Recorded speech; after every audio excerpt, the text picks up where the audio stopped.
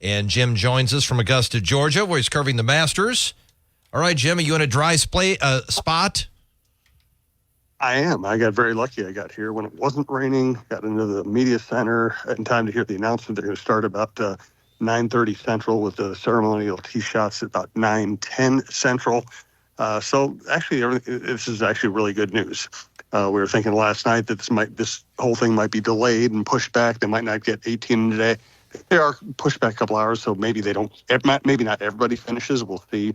But they're on track to have a very orderly tournament at this point.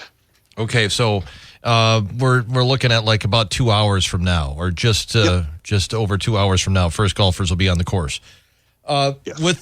With the rain that they're having, what is that going to do to conditions? Well, it's kind of contradictory information right now. The rain would soften the greens and make them more receptive, which makes it easier to stop the ball in the greens, makes it easier to putt, should lower scores, but it's also windy, and the winds here are so tricky that when it is windy, that makes it much harder to control your ball because the wind can gust when the ball's in the air already. You can't really plan for it. And you see that especially on number 12 here, where it's a short, seemingly easy par 3, and we've seen championships lost because people hit it 20 yards short and put it in the water. And sometimes it's a miss it, but sometimes the guy makes a good swing and the wind takes it after the ball's left the club. So the rain makes it easier. The wind makes it unpredictable. And I know yesterday you threw out some names of guys that have traditionally done well here. You mentioned Rory, and I thought it was interesting that Rory McIlroy is one of the best golfers in the world, but seems to struggle on the Masters, and he puts too much pressure on himself to win there because that's the major he hasn't won. Yeah, there are two schools of thought. The most basic is true, which is he does put too much pressure on himself. He tends to play poorly in the first round. His best rounds here tend to be when he's already out of contention. He can just kind of freewheel it and go for everything without much pressure on him. The really intricate golfing school of thought, people like Brandel Chambly will point out, is that he favors a big high draw, and the big high draw can help you on the par 5s here, but it can hurt you on more delicate holes like the 12. I mean, 12 really favors a right-handed fader or a left-handed drawer of the ball, because then your miss, like for a lefty, short left and long right, that's how the green is shaped. For a fader, right-handed fader, short, the flight of the ball matches the contour of the green. Rory's trying to hit a draw in there, and that just narrows his margin for error substantially. There are a few holes like that. Listen, I still think however we pick apart his game, he's good enough to win here. He's better than a lot of other people who have won here. So I do think it's a mental thing for him. How do you feel about people like Hideki Matsuyama, who has won there before and traditionally does well? Victor Hovland's another guy who's been up near the top of the leaderboards pretty traditionally over the last few years. They're both great golfers. They're both capable of winning here. They've both played well here. Neither of them is having a good season. Hovland in particular looked like he was about to become one of the 5 best golfers in the world last year, and he just hasn't performed well this year. He's changed swing coaches. He just doesn't look the same. Last year, his short game improved dramatically. It really hasn't carried over to this year. Matsuyama is capable of winning anywhere, anytime. Very classy player, but just not playing great right now. But one thing we do find at the Masters is, and we saw it with Mickelson last year, we've seen it with Mickelson other years too, is some people just feel comfortable here or are inspired by being here, and what they did before ends up not coming into play. So, if I were betting my own money, I wouldn't want to bet on those guys, but I don't know if I'd feel really comfortable betting against them either. All right, Jim, let's switch attention a little bit here. The Timberwolves played last night against the Nuggets. They lose 116-107. They were up 3 at halftime. Denver took the lead in the third quarter, led by 3 going into the fourth. Competitive game. Denver wins it, though, and now they're in first in the West. Wolves are tied with OKC for second. Your thoughts on the Wolves? Yeah, no shame in going and losing at Denver. Not, obviously it doesn't fit the narrative of the season where We thought they had a chance to be the number one seed. This certainly gives them a very low chance of pulling that off. Denver has 2 games left against bad teams. Looks like, and Denver did what you would have predicted a championship team of their caliber would do this season. They kind of eased into the season. They hit the gas, after the All-Star break, and they pulled into first place, and they're probably going to have the number one seed. So they're going to be a bear to deal with. I thought last night Jokic was incredible. He is the best player in the league and the most valuable player in the league again. And frankly, this team needs Naz, especially without Cat in the lineup, it needs Naz Reid to shoot well. He's 6 for 19, I think 1 for 5 in the fourth quarter. So Denver's able to double Ant a lot, and guys like Naz did not make them pay for that. As Mike Conley said after the game, of course we wanted the number one seed, but anybody playing the first round is going to be tough. And it looks like they would lose the tiebreak to OKC. Is that right, for the number 2? Right now they hold the tiebreak over OKC. They would? Okay. Yes. Obviously those things can change on a day-to-day basis, but at the moment they have a head-to-head tiebreak advantage over OKC. And they play Atlanta at home, the Wolves do, on Friday, and then they host Phoenix on Sunday. And both those teams have something to play for. Yes, and both those teams can light you up if you don't play great defense. So it's not an easy finish here for the Wolves. And the Nuggets, again, have a very easy finish. Well, and Atlanta's already clinched a play-in tournament. It looks like they really can't affect their seed much, so I don't know. Maybe they don't have a lot. And Phoenix is right now in the 7th spot, but there's still a chance they could move up. So it's possible on Sunday they'll have something that's on the line.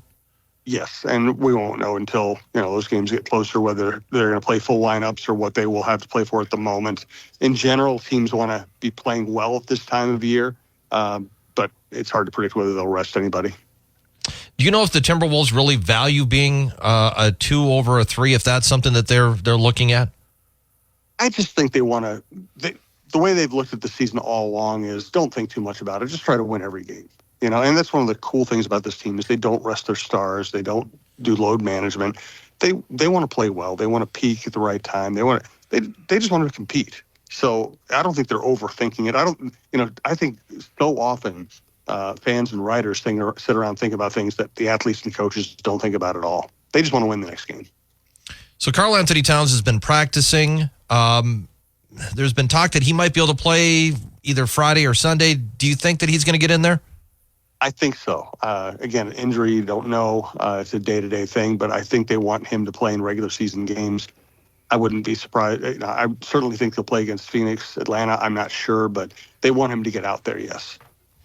All right, the Twins yesterday, they won 3-2 against the Dodgers. Edward Julian had 2 solo home runs. He had 3 hits, scored 3 runs.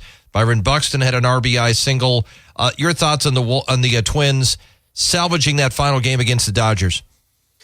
Listen, there are no big games in April, but that kind of helps them. The Dodgers are a bear to play against. They're just incredible. So to salvage a game into that series and actually, we can't make too much of them scoring 3 runs, but they did get hit with runners in scoring position with Buxton. And Julian, who's kind of an all-or-nothing hitter, produced some power. And the guy has tremendous power for a guy his size. So you're probably not going to flip a switch and all of a sudden just start taking better at bats than you were a week ago. But they just need to get on the road to get to having more competitive at bats with runners in scoring position. And yesterday felt like something of a step forward in that regard.